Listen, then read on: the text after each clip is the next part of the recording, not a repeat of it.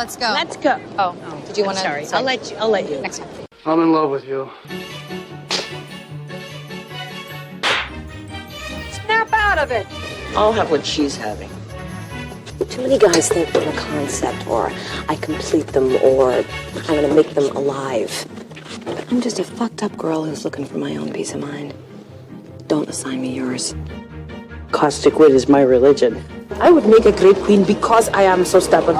I say when it comes to stardom and Lauren, there are no accidents. Hi, Karen Peterson. Hello, everybody, and welcome to Citizen Dame, the podcast where we are just so tired. Tired in so many different ways. Tired, particularly of men. Generally, sorry guys. I know some of you are all right, but we're just really sick of it. I am Lauren Humphries Brooks, slightly tired, and with me as always is Karen Peterson. Hello, Karen. How tired are you? I'm so tired, and men just need to just shush. I'm done listening for a bit. You can come back later, but right now, just shush. Well, and I particularly enjoyed how this week there are a lot of men who have taken it upon themselves to be like, we should really listen. We should listen. We should listen. Listen. Let us listen. Let us listen more. Tell me how you want me to listen. And then, I mean, a lot of shit has gone down this week. Yeah. And it's been really tough. So we want to address this briefly. This past week has been the kind of discussion about the murder of Sarah Everard in the United Kingdom. We're not going to go into tons of details about this because frankly, I've been avoiding too many details because I don't really want to deal with that. But this was a woman who was attacked and abducted when she was walking home, and that's all that was happening. And this has, of course, created a dialogue on Twitter yet again, and a dialogue in the media, probably a dialogue between individuals as well, about this whole idea of women needing to protect themselves, and the fact that we're tired of being told to protect ourselves. We know to protect ourselves. We know all of the things that we do, not just as individuals, but for each other, in order to try to be certain that everybody gets home safely and you're okay when you're walking home alone, or when you're in a bar, or when you're on the subway, or when you're existing in a public space, or when you're even not existing in a public space, but in a private space. We know all of the things that we do and that we're supposed to do. And even then, things like this still happen. So we have to have a conversation, not about what women go through, but why men do this. And men need to talk to each other and talk to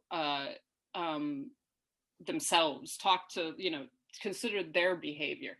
We're really tired of rehearsing our trauma. I'm really tired of telling men, this is my experience.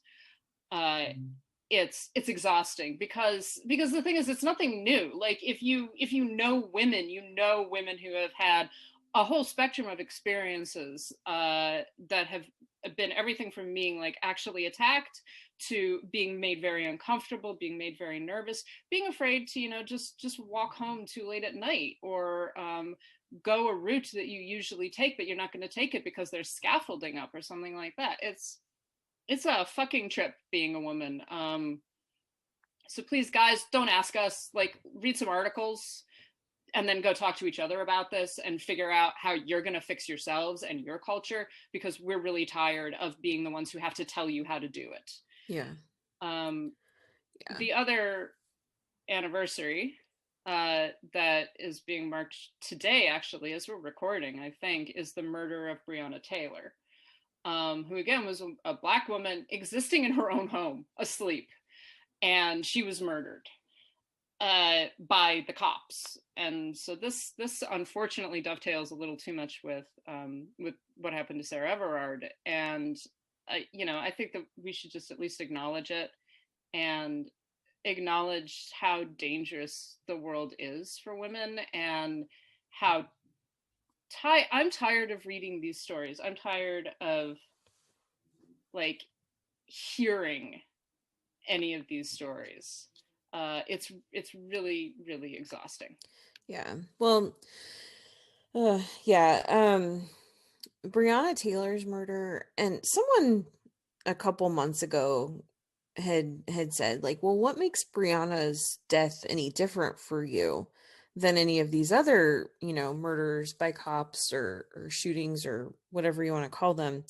And it's not that it's different. It's not. It's just that the details of her case opened my eyes a lot because of the fact that she had been home. She had been asleep. The police, regardless of what the attorney general wants to say in Kentucky or any of the people involved in prosecuting that case, like, the details are such that it really made me realize that nobody's truly safe even in their own home.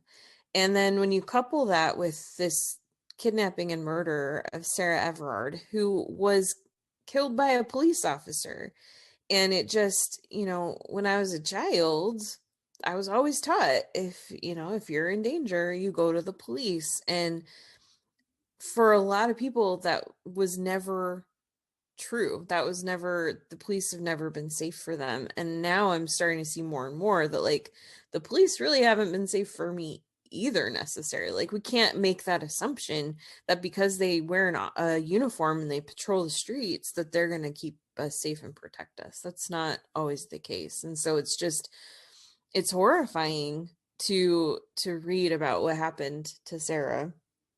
It's horrifying and tragic and angering and just ridiculous and terrible, and every adjective you can think of what happened to Brianna and what has happened to so many people in our own country. Sarah was in the UK, but Brianna was at home in her own apartment, and nothing that happened to her should have happened. And so, yeah, I'm with you. I'm tired, and I'm tired of men acting like we're the ones with the answers. The answer that we have is that all we can do is protect ourselves, not walk down certain streets, not go alone places. And why? Men don't have to live in fear all the time. Men can walk wherever they want to and not be afraid that they're going to get attacked. Why don't we get that same opportunity? That's not our problem. That's their problem. They need to fix it. And I just, yeah. I mean, I have a stun gun. I carry a stun gun. And it's so stupid that I have to do that. None of the men I know have one. Well, and that's the thing, the good men. And the fact is, the majority of men are not people that attack women on their way home. That's right. Absolutely accurate. But the good men have to be the ones who change the culture, because they're the ones that have some kind of an ability to do it and an investment in doing it. So if you want us to stop being afraid of you, you have to do something about it. Mm-hmm. We can't do anything. We can't change your behavior. We cannot change the behavior of other men. You have some power in governing the behavior of other men. And that's something that you have to take upon yourselves. And again, please stop asking us. Like, please stop, like, well, what can I do? Fucking read some books, read some articles. We have talked about this way too much. You have all the information you need. Do not ask me again, well, I want to know about your experience. It's like, no, I'm tired of rehearsing my experience. Every single woman that you know is tired of doing this. Yeah, why do we keep having to relive our trauma so that you understand what we go through all the time? Yeah. Like my current apartment, I'm getting ready to move, but my current apartment, I live in a like a back house. Basically, it's detached from the main house on the same property as my landlord's, but I go through like this gate. It's very tall gate, so you can't see on the other side of it, especially at night when it's dark. And I go into the back, and I live in a relatively safe neighborhood, but there are some people around, and like there's constantly strangers popping up and stuff. I have no idea if someone's going to follow me or if they're going to just be in the backyard. I have no idea. I have no way of seeing it. I never know what's going to happen. There's nothing I can do about that. And there have been a couple of times where I felt like someone was watching me or following me or whatever. And it's like, I don't want to have to live like that. That's ridiculous. And then if something were to happen, then I have to explain that over and over and over again so other people understand what I went through. And then, of course, then they would just blame me like, well, why didn't you have a flashlight? Why didn't you tell someone you were home? It's like, why is this my fault? Women go through this all the time. And I don't know what it, like, I think part of it is men tend to compartmentalize in different ways than women do. And I think that they think, well, I would never do that. And so it doesn't occur to them, like, they don't think that way. So it doesn't occur to them all the ways that we're constantly in danger. Yeah, exactly. And I think that a lot of men really are in that position where they're like, well, I wouldn't do that. So, you don't need to be afraid of me. And again, it's this whole thing is just like, I don't know that. Right. Yes, 9 times out of 10, the guy who is walking down the street behind me is just going home. He's not doing anything wrong. But but I don't know that, because it might be the 10th time. It might be the one person that I don't want to be walking behind me, right? And I can't know that you're safe. No woman can know that you're safe. Nope. Which means that you have to be aware of your privilege, of who you are, and take steps to make women more comfortable in your presence. That is something you have to do. And stop being fucking offended when we don't trust you. Yeah. Like, it's my gosh, well, I would never I would never do that. It's just like, how the fuck do I know that? Like, how? Explain to me how my like sixth sense perceives that you're one of the good ones, right? Yeah. Like, and I mean, we've talked about it before. The majority of violence against women is actually done by men that the women know. Right? It isn't usually just a stranger on the street. It is very often someone that they know, someone that they're close to, someone that they're friends with, someone that they're involved with. And so you're talking about like, well, you know that I wouldn't do it. Just like, do I? Do I know? Because most women were probably like, well, no, I'm in love with him. He's my boyfriend. He's my friend. He's whoever. He would never do that. Right. Except that obviously he would. Mm-hmm. Yeah. And we want to believe the best in men. Of course we do. We don't want to distrust them all. And, yeah, it's very frustrating. And just going back to what I was just saying a bit ago too, like, it's so frustrating when men get offended by that. And then that's another layer of things that we have to control for, and another way that we have to suppress our emotions and our concerns and our feelings in service to men. And I'm tired of doing that too. Like, because we don't know what you're going to do, guys, when you're offended. We don't know how you're going to react. And not every guy reacts the same way. And most guys don't react the same exact way every single time. Mm-hmm. So we never know when we can let our guard down really around you. And it's exhausting. Yeah, it's exhausting. It's exhausting, and men need to hear that, and you also need to stop asking us why it's exhausting, because we've told you multiple times why it's exhausting. Many times. So, fix yourselves. Seriously. Mm-hmm. So we just wanted to address that briefly before we move on to talk about some other things about, because this is Women's History Month. We do want to talk about films made by women, films about women. Karen, you've been wanting to answer Kenny's question about cancel culture for a little while. So why don't we do that now? Since, thank you so much, Kenny. We're sorry that it's taken us this long. Yes. To address your question. A man who has not exhausted me yet, Kenny. You are great. We like you. Kenny Miles. He sent this, actually it was a month ago. It was exactly 1 month ago yesterday. So sorry that it's taken so long. But anyway, he said, would you talk on a future Citizen Dame episode about cancel culture and being conservative? I know you used to be. Did you ever feel uncomfortable? I think there's a difference between having a rational opinion that liberals disagree with, and then there is racism and various phobias. We live in an era of bad judgment, and I think you could provide some nuance to this conversation, which, wow, that's such a nice question. So thank you. Thank you for that. And I appreciate it. So yeah, I think that the term, and we've talked about this on this podcast a few times, but I think that the term cancel culture gets thrown around, pardon the word choice, but it gets thrown around liberally. I think that there are a lot of different things that can mean all at the same time. And so you have to kind of parse that out. So there's cancel culture, which to me is a very limited group of people that really would just love to cancel anybody who offends them, like permanently get rid of them, banish them from existence.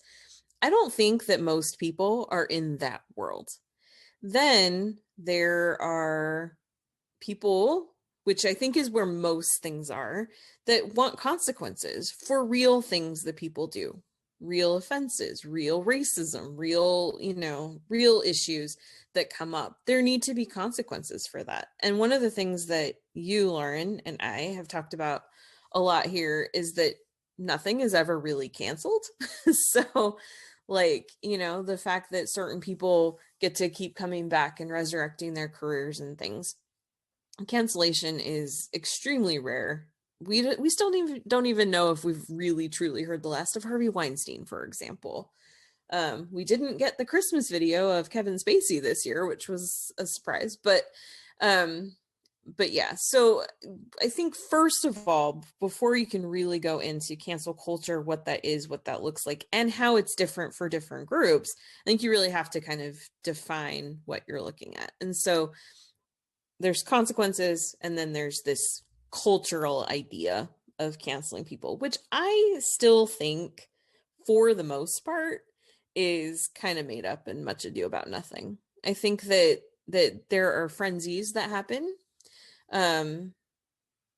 like what's going on currently with Dr. Seuss. I mean, this is kind of timely, but there's this frenzy that has emerged. The Seuss Foundation has announced, last week or whatever, that they are going to stop publication on 6 very specific books from the collection. Those books are not going to cease to exist. People who still own them, they're not going to like just vanish off the shelves. They still are out there. They still exist in the world. But they're not going to be published anymore, and they're not going to be for sale in traditional ways anymore. And what ended up happening was a bunch of people, including elected officials on the floor of Congress, reading Green Eggs and Ham as if this is the problem, and as if Dr. Seuss is not going to be allowed to exist anymore. We're not going to be allowed to teach children, oh, the places you'll go, or anything anymore. Like my own mother posted on Facebook yesterday. She copied and pasted it from somewhere, but it was this whole thing about like, they can't take away Dr. Seuss. And I'm like, okay, and my mom is very conservative. I love her. I do. We have diverged a lot in our way of thinking about things, but yesterday she posted this whole thing about like, they can't get rid of Dr. Seuss, and this is just terrible.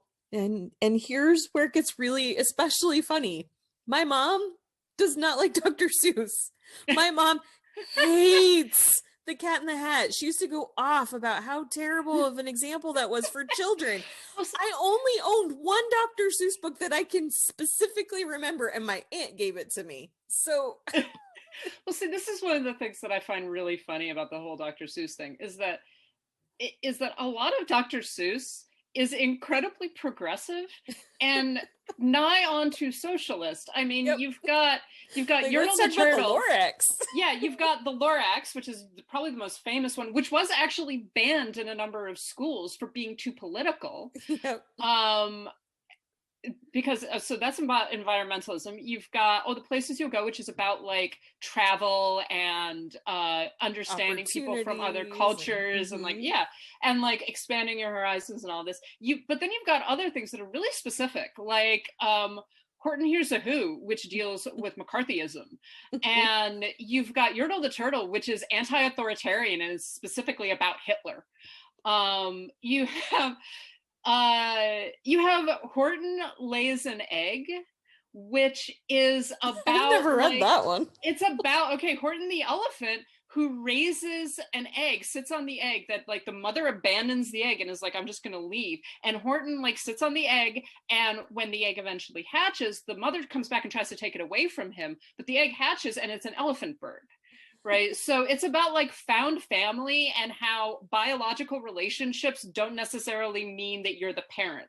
right? Mhm. You've got the Butter Battle book, which is anti-nuclear war. It's about like anti-nuclear proliferation. That's what that story is about. So I'm always amazed that like conservatives are like, yes, we must defend Dr. Seuss. It's like, you do know that like he represents like a lot of his books represent everything you despise, right? Yeah. And it's funny. And I think that this is where, just to get back to Kenny's specific question, the difference where with conservative and liberal, I think, as far as what's happening right now, obviously these kinds of things change and crisscross and go back and forth. It's interesting because I feel like it has even switched over time. It used to seem like I'm trying to think if what I'm about to say is even totally true. Like, I don't know. It used to, from a conservative perspective, it used to seem like the left, this nebulous left, the liberals wanted to do things like get rid of Christmas celebrations. They changed Christmas break to winter break when I was in elementary school or high school or something, those kinds of things. And there's this mentality that exists on the conservative side that like, oh, that is a version of cancellation. That's the left trying to rewrite things. That's the left trying to rewrite our culture and our history and our society. And I think that it was, for myself, as I started to move more to the middle, and started to really listen to both sides of arguments and listen to both sides of all sorts of different issues and things. I think that's where I really started to see that, well, no, the left or the liberals or however you want to frame it, like they want inclusivity. They want to be welcoming and open, and also, remove certain things when necessary from the conversation, like these Dr. Seuss books, moving a statue of Robert E. Lee out of a public square where it has a place of prominence and is given, if not an actual, at least a symbolic position of like something being important and something that deserves prominence, but for conservatives, I don't know. It's been very eye-opening over the last few years to really see that mindset from outside of the bubble. Does that make sense? Yeah, I think that all makes sense. I think that there is this impression that, because a lot of the things when we talk about cancel culture, we're often talking about people or things that have been there for a long time, right? Yeah. And so suddenly we're saying like, and I think that there is sometimes a little bit of moralism that comes into it, that we're like, well, you can't enjoy this anymore, right? So there's this whole thing, and some of it was because of the echo chamber of on the conservative side of just like, well, we're not allowed to enjoy Dr. Seuss anymore. It's just like, no, that's not what we're saying. We're saying that these specific books have big enough issues that they're not going to be published anymore, right? And I think that with the Dr. Seuss thing, you're also talking about children's culture, and I think that there's a little bit more there are more issues kind of related to that than if we're talking about adult books or films, things like that. So yeah, I think that sometimes there's a liberal side that becomes very moralistic, and that sort of almost makes you feel bad if you like certain things, or if you're like, I know that these things have problems, but I also enjoy them, and here's why. So I think that there's always that tension. But for the most part, like, first of all, the whole concept of canceling a human being or canceling anything, it's like, that doesn't exist. That's not a real thing. As we've talked about before, most people who, quote, get canceled don't get canceled at all. So we're not going to be doing that. And the other thing is that think about the number of people that have actually been canceled, the careers that have been destroyed, the books that have been removed because of their creators being female or being LGBTQ or being people of color, all of these things. That's real cancellation. Real cancellation is women not being able to work anymore because they've been so badly harassed by men in their workplace. Mhm. That's real cancellation. It's not, hey, this guy did a horrible fucking thing, let's not have him in public anymore. Right. Yeah, exactly. Well, and I think that that's the thing. I think when it comes to the right or the conservative side, there's this weird lack of intellectual curiosity. And I say weird because for a long time, a lot of the right was very educated, and lately it seems like it's not. As more opportunities have been presented to women, to people of color, now you have education across the map, and has even skewed more to the left, which is awesome. It's great. We want everyone to have opportunities and have the same opportunities, but I think that it's interesting because now what is being revealed is just this really sharp lack of intellectual curiosity that I'm seeing on the right. And what I mean by that is, like, when they hear something like Dr. Seuss is being canceled, they don't ask questions. They don't ask why. What is going on? What is the truth? I was talking about this with a friend last night, that there was something that my church had put out a few years ago, and I had a very strong emotional reaction to this information that was being shared. And I was just like, okay, let me step back and think about why, and see if I can understand what's going on here. And I'm not saying that I'm always right about everything, even though I am, but I don't handle every situation correctly. But one of the things that I try to do, if I have a strong emotional reaction to some piece of news that I've heard, I try to put a pin in that and think okay, is this something I should be emotional about? Is there some logical explanation behind what's going on? What are the reasons for this? And so when I hear Dr. Seuss, I'm like, okay, well, which books? Why? Let me see some of the pictures that we're talking about. Oh, wow. Yeah, that's super racist, And I think you're right too. I think that one of the things that does happen sometimes, because there are certain things that I've been like, I'm just not going to tell anybody that I like this movie because it's got this person in it, or, it's based on a book by that author or whatever. And so I think that there is moralizing, yes, definitely, on the part of the more liberal side too, that can make it feel like, oh, am I going to be canceled if I read the Ichabod or whatever, which I have not read, but there is some of that. But I think for the most part, the biggest thing is just communication and talking, and not just talking, but listening to people also, having conversations about things, asking a lot of questions to understand what the other side thinks and believes and feels. And I think if we could do more of that, then we would have a lot less of this notion of cancel culture. Yeah, and I do think that you have a good point about intellectual curiosity, is that a lot of this is about, I think that for a very long time, the conservative mindset, what is now the conservative mindset, was pretty much the acceptable perspective, right?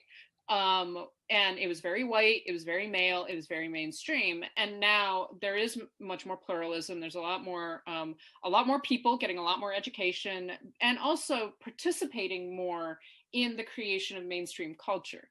And I think that has thrown a lot of people off, because they're like, well, they're canceling Christmas. Just like, no one's canceled Christmas. You can celebrate Christmas. We're just saying that, maybe we shouldn't be so focused on Christianity when you have all of these other religions that exist in this country.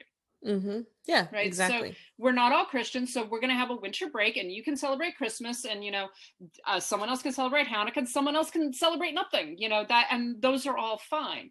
And I think that that's part of what's going on, is that what was once acceptable, what was once kind of the norm, is no longer the norm, which is a good thing. But that means that there are a lot of people who feel like they're losing something, which I think that the problem is that a lot of what they're losing is a domination and a control of culture that has actively damaged other human beings. Yeah. And I think that a lot of people lose sight, or don't even think about the fact that there's a big difference between the words acceptable and accepted.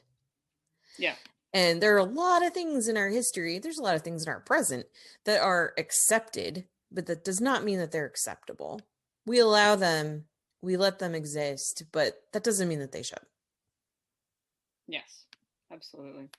So thank you, Kenny. I hope that sort of answers the question that you were asking. Thank you so much for your patience. Yeah. But I think that this is a good segue into our topic for today, which is it's Women's History Month. So we're going to talk about women's movies, and specifically the concept of the woman's film and what that means, and maybe how it's changed a bit recently, and how we kind of understand women's films. So just to start out with, what's a woman's film? And the answer to that question is, well, it is films designed to appeal to women. I mean, really, the true answer is every film should be a woman's film. But, every film is a woman's film, really. I mean, and actually, I think that we should talk about that in a few minutes.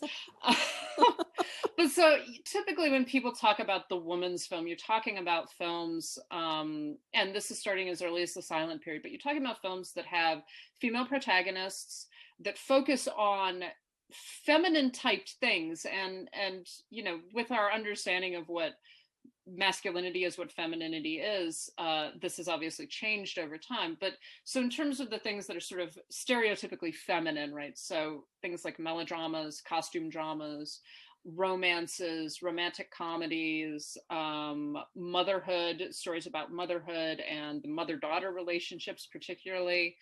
Not just stories written and made by women. Very often in the early period, these were films that were actually written and made by men. But there's specific things that are intended to kind of bring in the female audience and engage the female audience, usually by focusing on a female main character who then, you know, has all of these different experiences. So it's one of those things that, you know, it's not really a genre per se. It's more like a subject matter. yeah. And these films can be really interesting, actually. And there's been a lot of criticism of particularly the earlier films made in like the 30s and 40s, that these are very sort of conventional, that they're meant to reinforce the sanctity of motherhood, right? The sanctity of childbirth, the sanctity of marriage, you know, the role of women within society in very prescribed roles, very often punishing women who attempt to step outside of that. But there are some interesting elements, I think, that begin to develop, one of them being that these are female protagonists, and that a lot of these films are about female relationships as well, not just women's relationship to men, but women's relationship to other women, and what that means and what that looks like. So a lot of these films deal with female relationships more than anything else. And one of the big ones that I wanted to at least mention, and I don't know whether you've seen this film or not, Karen, is George Cukor's The Women. You know, it's one of those that has been on my list for years. Well, I've never seen it. This is a complicated film in a lot of ways, because it was billed as being, it is exclusively women. There are no men in this film. Mm-hmm. None. I think they even billed it as being like, oh, even the dogs are female, right? Something like that. But so you've got these huge major actresses, right? So Roz Russell and Joan Crawford and now I'm blanking, Norma Shearer. So these are major actresses in this comedy that is exclusively about women. The entire film is about men. Mm-hmm. Everything that happens in the film is about women competing with each other over men, women dealing with infidelity in their husbands, women dealing with problems at home, all of this stuff. So it's this very weird sort of structure where you're sitting there going like, this is cool because these are all of these women interacting, these great actresses, and yet somehow it doesn't pass the Bechdel test. Everything is about men, right? And it's about women being very vicious to each other and very, you know, catty with each other because of men.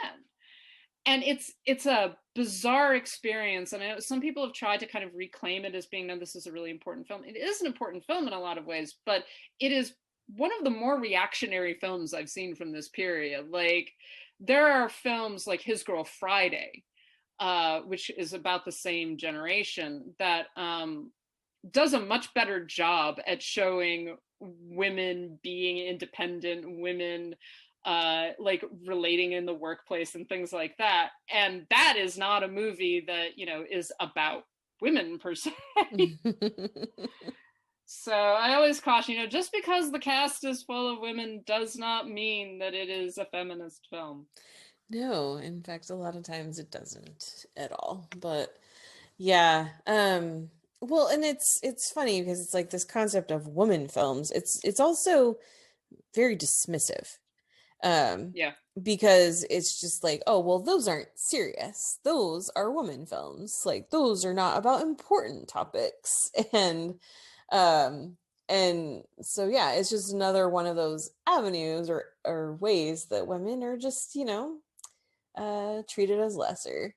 Yeah. And especially, you know, as film was rising and as they're pushing out female directors out of the industry, this is kind of the result. And so it's funny because it's like, yeah, I mean, we'll talk more about this in a second, I'm sure, but you know, every film is a woman's film and every film is a man's film too. Like I remember when my nephew and I, one day, he was like 13 at the time, and we were hanging out and Ghostbusters was about to come on. The Paul Feig Ghostbusters was about to come on. And I was like, oh, have you seen this? And he's like, yes, I love it. So good. And I'm like, awesome, let's watch it. And he's like, okay. And he goes, I don't really like the one from the 80s.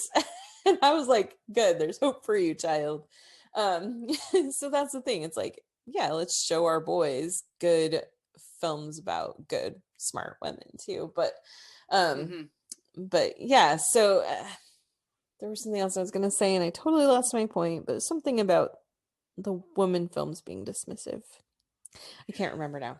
Yeah, women's films tend to get kind of relegated to it's a subgenre, right? Yeah. At some level. It's like, and there've been a lot of arguments that this isn't really a genre because it's not like an industrial constructed genre, right, in the sense that critics have identified this pattern in filmmaking.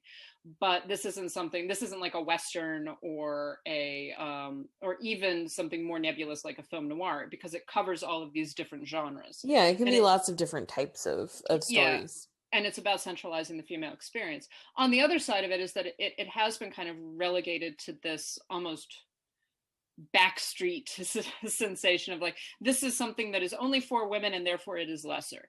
It's very similar to the romance novel genre in literature, right? That, okay, it's a book, but it's about women, it's about love, it's about sex, it's about that sort of thing. We don't take that seriously.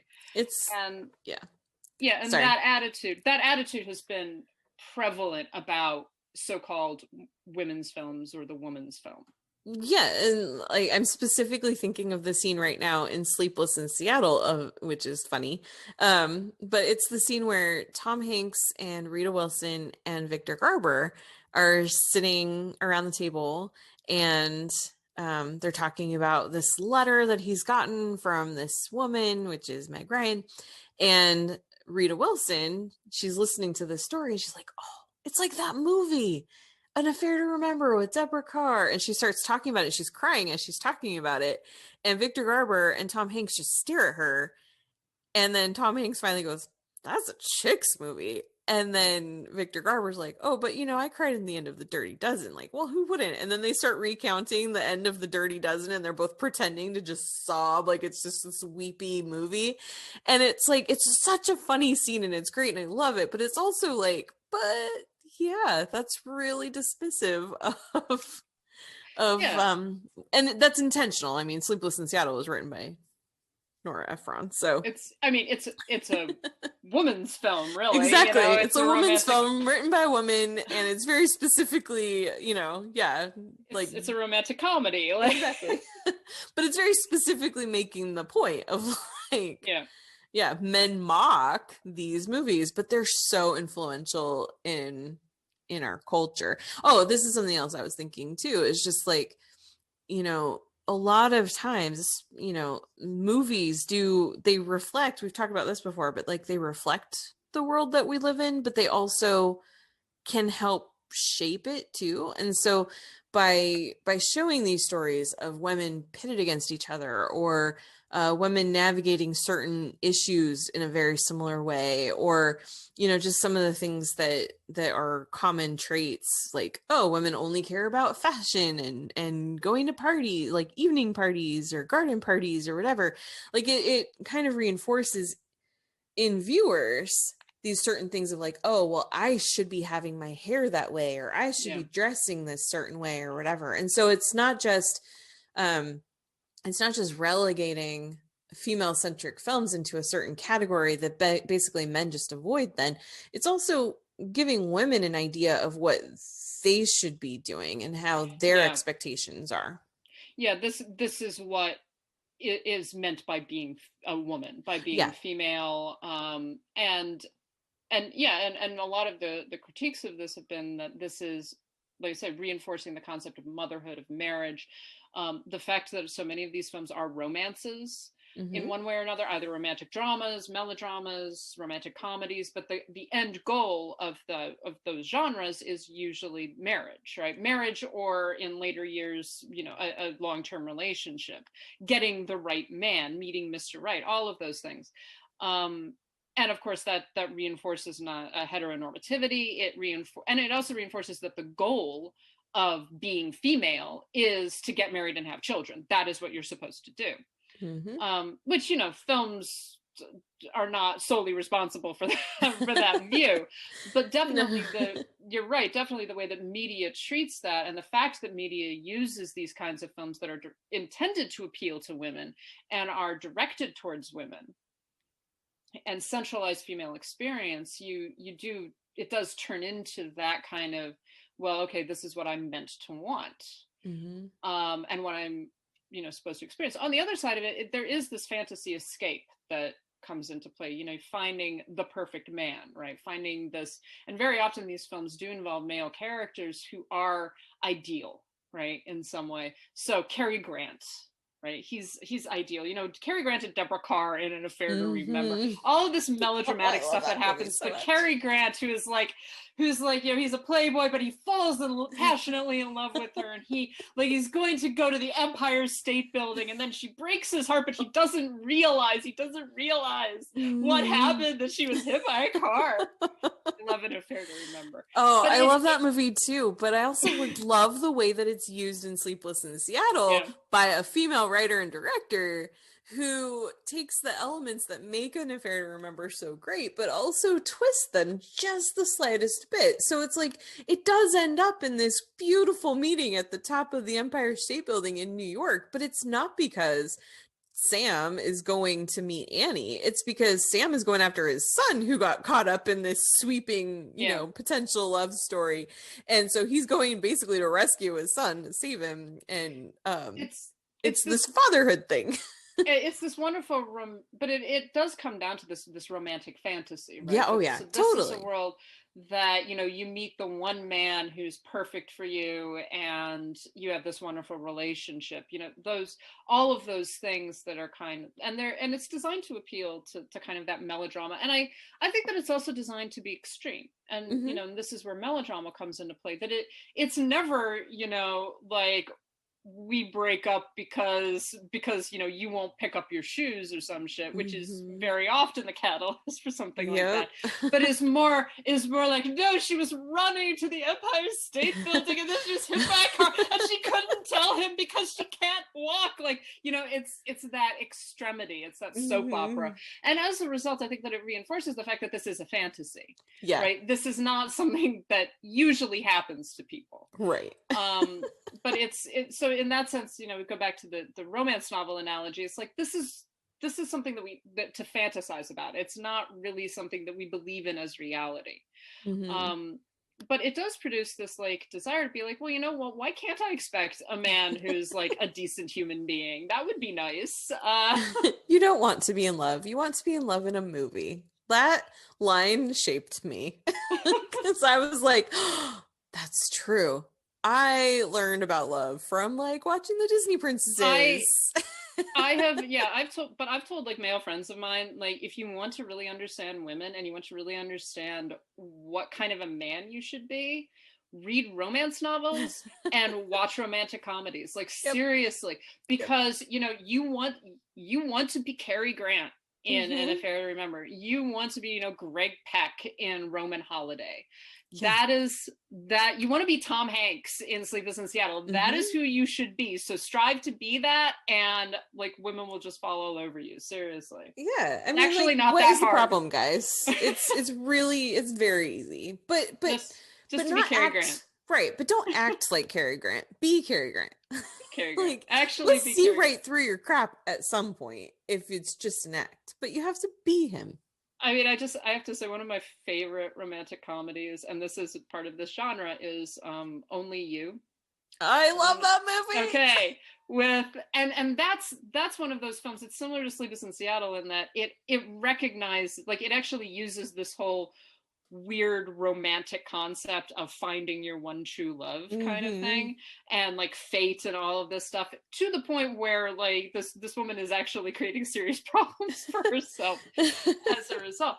But it's like baby Robert Downey Jr. He's so adorable, and Marissa Tomei, and they're so funny together.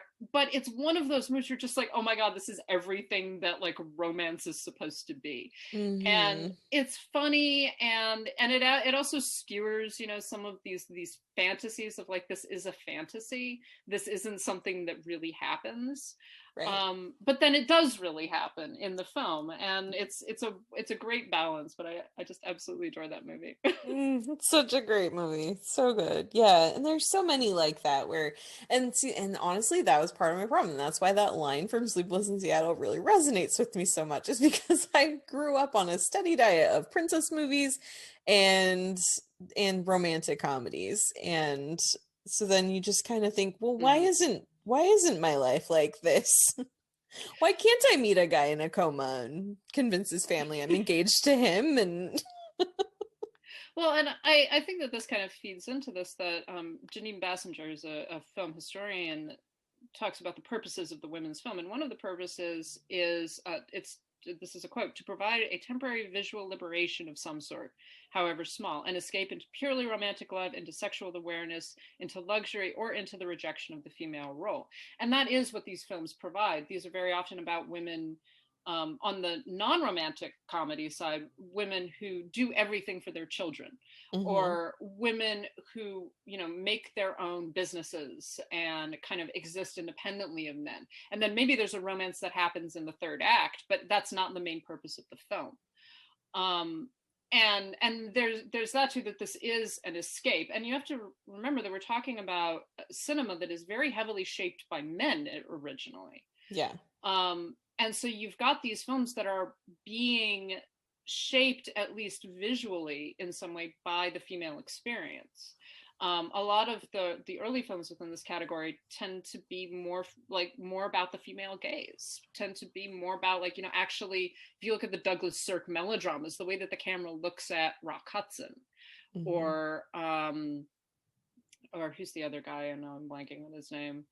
He's also in a couple of Douglas Sirk films, but yeah, this like romantic, melodramatic, kind of hazy Technicolor look, right? That is very much about the way that women want to look at men, and the way that women want to look at themselves as well. Yeah. It's this what's the word I'm looking for? But it's like an idealized view. And yeah, I don't know.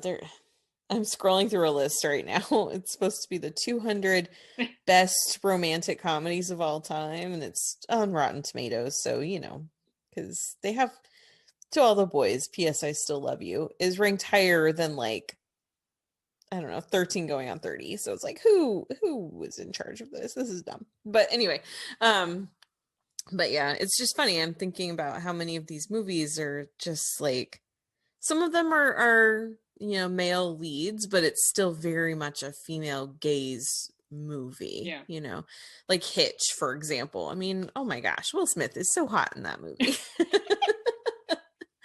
It's about him, but you really, it's not. It's about him getting together with Eva Mendes, you know. Well, but I think that it's interesting because the romantic comedy for a while has become very it's fallen off a lot, both Mhm. as a genre and as just something that people even want to see. And it's kind of interesting to consider why that is. And I think that some of it honestly is that it's so based in what are now very archaic notions of what women want, what women should want, what the goal of being a woman is in our society, that now we're kind of like, well, this is a little bit reactionary now. You Yeah. know, if you're going to tell me that How to Lose a Guy in 10 Days is a very reactionary film, Yeah. it's this. But if it had been made in the 1950s, it might have been, you know, with Rock Hudson and Doris Day, it might have been a classic by now. Mhm. So it is that weird kind of tension that a lot of these films do still promote kind of very archaic notions. Yeah. And they've only just really begun to move beyond that, I think, to Well, yeah. actually go into more like, okay, this is what our current reality is. Right. And it seems like the direction that they're going, I mean, the biggest recent romantic comedy that comes to mind is Crazy Rich Asians, which is a romantic comedy, but it's also kind of not, because I mean, it definitely is, but you know, it's about so much more than that.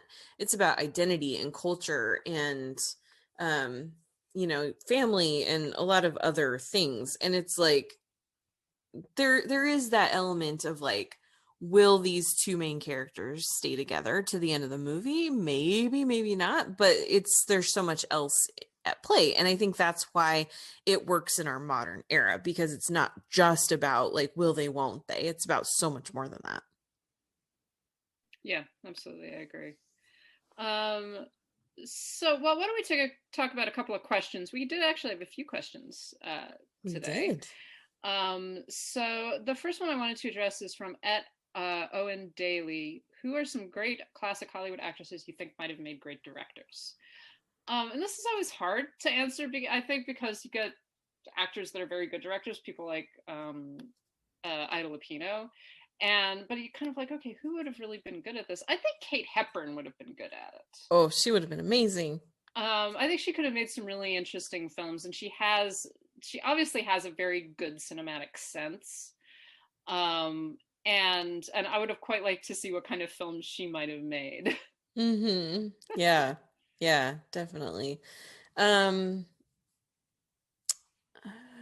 yeah, that is a very tough one, because it's like there's so much that goes into directing that's so different from just being in front of the screen.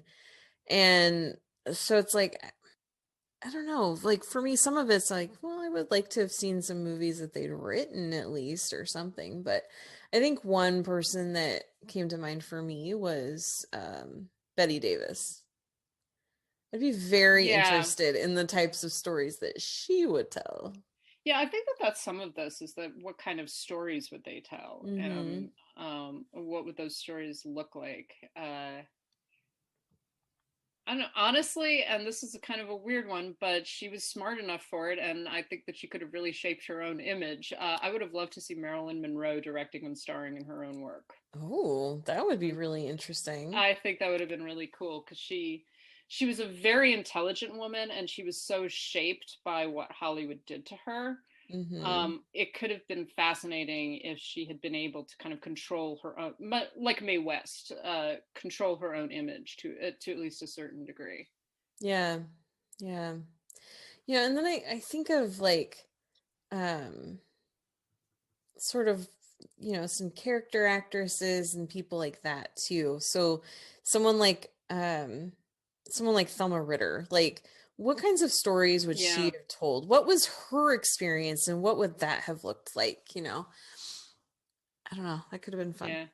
Yeah, it could have been. I think women needed more opportunities generally Yep. in that period. Mm-hmm. So we do have another question from @Noah_Saturn, and he just asks Betty or Joan. And I'm not, I don't prefer either. And the reason for that is that I don't really want to pit women against each other, actresses against each other. And I think that when you really look at their careers, Betty Davis and Joan Crawford are two very different actresses. Now they're both kind of typed as very strong screen presences. They were very strong off screen as well. But they play very different kinds of roles. They kind of occupy very different spaces. And I think that the conflict between them is primarily a result of whatever happened to Baby Jane. Yeah. They were, which is a great movie. Which is a great movie, and they're wonderful in it together, actually. But that film has been sort of treated as like, oh, Betty Davis and Joan Crawford hated each other. Well, they weren't fans of one another. That's true. But a lot of their conflict and their feud was a result not so much of their own personal feelings for one another, but the studio kind of shaping this and being like, oh, don't you want to see these two women beating the shit out of each other, essentially? Yeah, really stirring the pot and trying to create drama that didn't necessarily exist, or at least accentuate the drama that was there so that they could guarantee more ticket sales. Yeah. So yeah, I don't really want to pit them against each other in the same way, just because they're both great actresses. They're both major icons. I enjoy watching their films. I've actually come to like Joan Crawford a lot more recently because I've gotten to see a lot more of her films. A number of the films that I'd seen her in before, she was kind of like this. She was in The Women, for instance. So she was kind of the vamp or whatever, but she actually had a really interesting and very long career, and she was a great actress. Yeah, they both were really great and talented. And so I just want to start by saying, Noah, thank you for your question.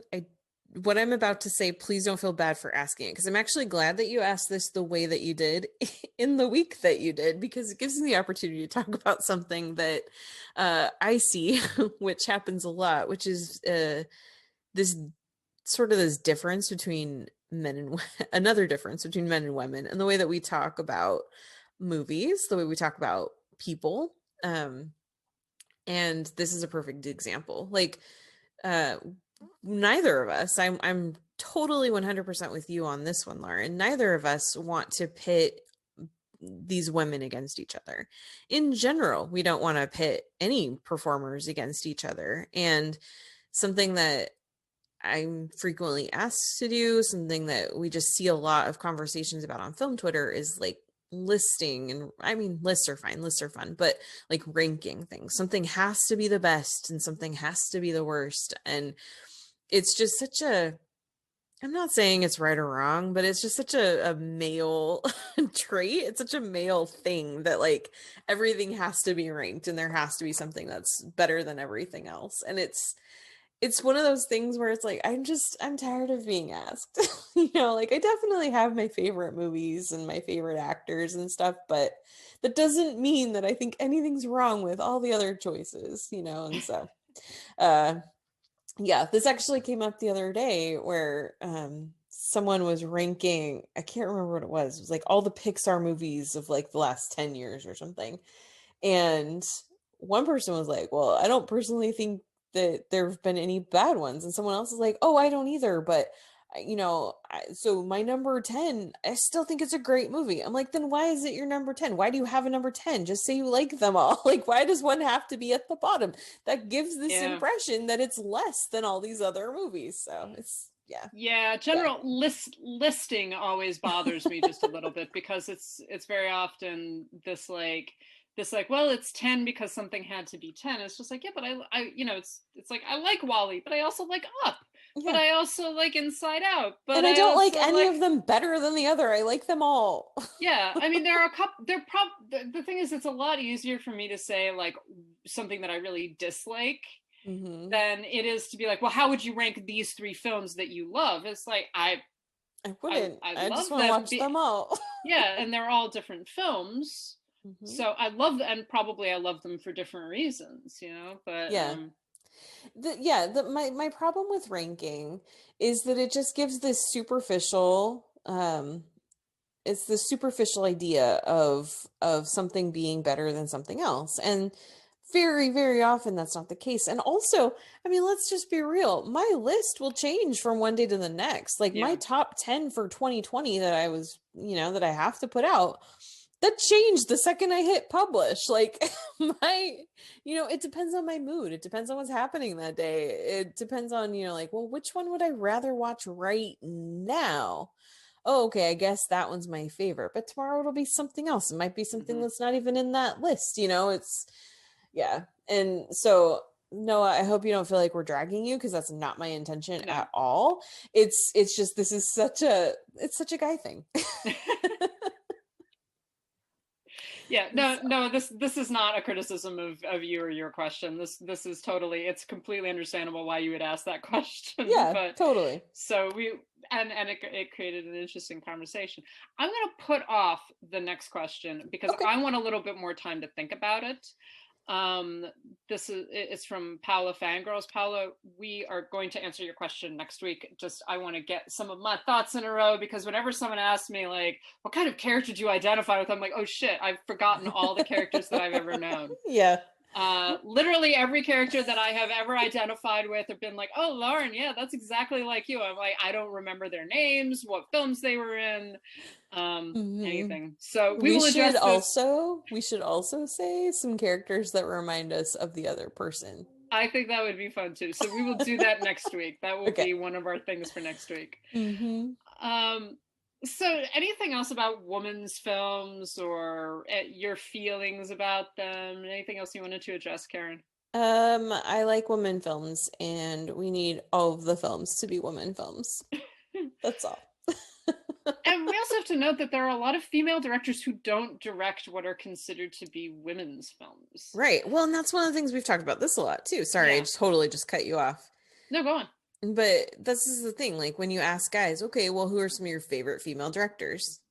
They almost 100% of the time, the first one they will name is Catherine Bigelow, who makes great movies. I love Point Break. I love The Hurt Locker. I love Zero Dark 30. Those are not women movies at all. Those are just movies, and they're great, but they tend to be very male-centric, not female-centric. So of course you like them. Of course you identify with them. Well, and I found this interesting because I just watched Elaine May's A New Leaf this week. And one of the things that occurred to me as I was watching was like, because one of her other major films is Mikey and Nikki. And I was like, man, there are a lot of female directors who direct movies that are specifically about toxic masculinity and male friendships, right? And Catherine Bigelow is another good one. Point Break. Yeah. Right? Love that movie so much. Or even The Hurt Locker, right? These are very male-centric films, but they're about like male emotions and kind of investigating toxicity and the way that men understand their masculinity. I find it really interesting that there are a lot of these female filmmakers who are talking about that, and very often have this, let's say, compassionate view. Yeah. This, like, men, so it's not denying male trauma or male or the toxicity of male society, but actually saying, like, this is the damage that it does to men, and we need to understand that, right? And we need to heal that at some level. Yeah. Well, even going back to Ida Lupino's The Hitchhiker, which is about these three men and the conversation that they have while they're in this car together, and the story that unfolds between these three men back in the 50s. It's something that you would have a much different experience if that film were directed by a man and written by a man. Yeah, same thing with Ida Lupino's The Bigamist, right? There's a compassion, I think, that comes in a lot of these films. That's not an exclusive statement. Obviously, there are non-compassionate female filmmakers. But a lot of these films really are about, like, let's understand this. Yeah. Let's heal this at some level. Let's resolve some of the trauma. And it's less about, like, let's blow things up, although that has its place as well. Yeah. Oh, definitely. I mean, I like explosions. I like car chases. It's so funny because it's just the other night I've been spending the evenings with a friend and just like working at my place during the day. And so the other night she had left the room to take a phone call, and like kind of handed me the remote. And so I'm just flipping through the channels and I was like, "Ooh, Gone in 60 Seconds." So I turn it on. It's like the last, just about the part where he's doing the chase with, the Shelby at the end, Nicolas Cage. And she comes back into the room and she's like, "What is this?" And I'm like, "It's Gone in 60 Seconds." She's like, "What's this movie?" I'm like, "You've never seen Gone in 60 Seconds?" Like, I love this movie so much. It's so dumb and I love it. It's so dumb. So dumb, but It is so dumb. Yeah, I love that movie. It is a fun Baby movie. Michael Pena. Oh, it's great. Well, I mean, I love the Fast and Furious franchise. I think most Yeah. women that I know love the Fast and Furious franchise. Why? Because it's a melodrama, guys. It is a fucking melodrama. This is like most action films, when you actually take a step back, are so melodramatic it's not even funny.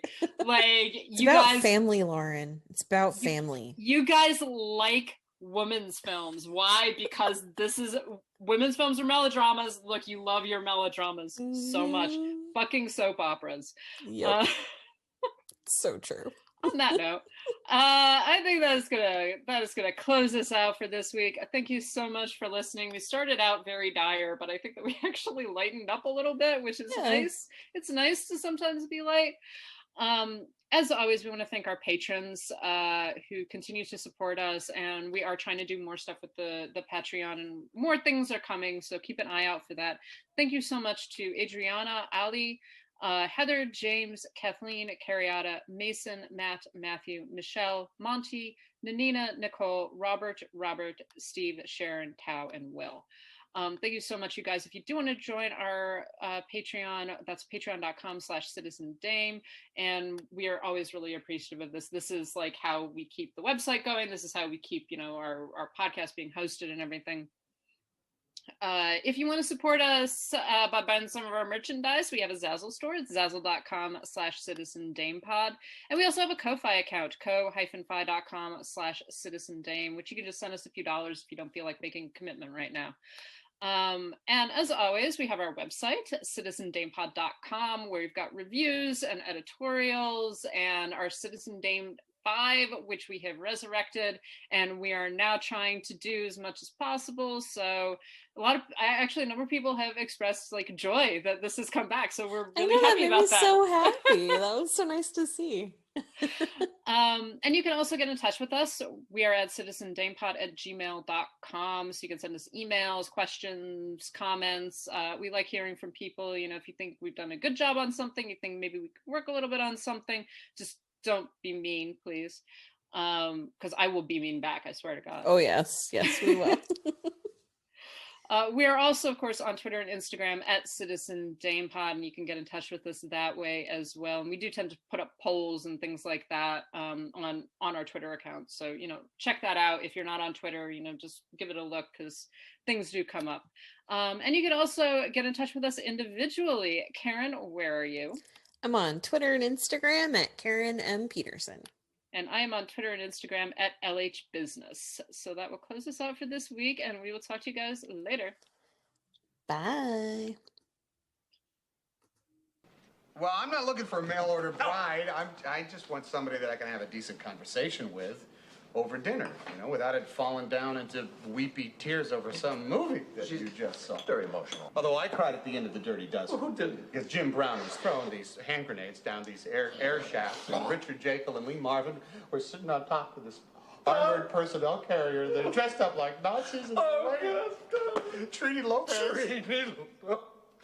He busted his neck when they were parachuting down behind the Nazi lines. Stop it. Richard Jekyll, at the beginning, he had on his shiny helmet because he was the MP. Please, no more. Oh, God, I love that movie.